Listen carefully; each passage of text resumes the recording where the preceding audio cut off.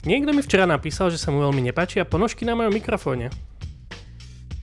Máte pravdu, toto vyzerá mnoho lepšie. Stavím sa, že sa teraz cítite veľmi trápne. Iba žartujem, v skutočnosti sa nehnevám, sme v pohode. OK, Maťo? Anonym. Dneska som bol v posilke a vedel som, že bude trochu plná, keďže je začiatok januára.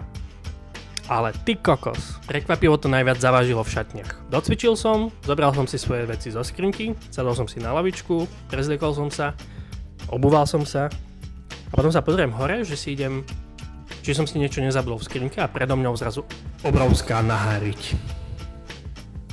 Popravde dneska som videl celkom veľa nahých mužských tiel. Ale je otázka, či mi to vlastne vadilo. Povedzme len, že by sa moja žena mala začať trošku obávať. Pretože nechcem vidieť odhalené telo najbližšiu dobu, bolo mi to trochu nepríjemné, áno.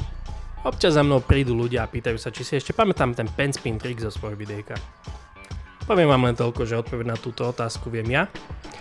A žugemu goko no surikiri kaijari sugyo no sugyomatsu ondramatsu furaimatsu kurenito koroni sumuto koriabora koji no baru koji paipo no shuringan no gurindai no pompokopi no pompokona no chokyumeni no chosuke.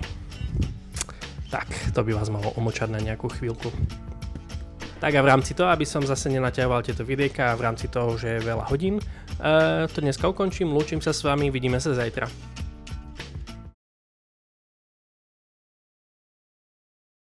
Odpoveď na túto otázku si pamätám Gyono Sugimatsu, Undramatsu, Furaimatsu, Kurenito. Už to chcem mať za sebou. Poviem vám len toľko, že odpoveď na túto otázku viem ja. A žugemu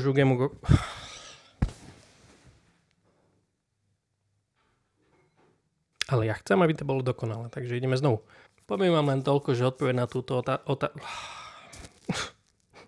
A žugemu Kristove nohy. Žugemu jaj bože.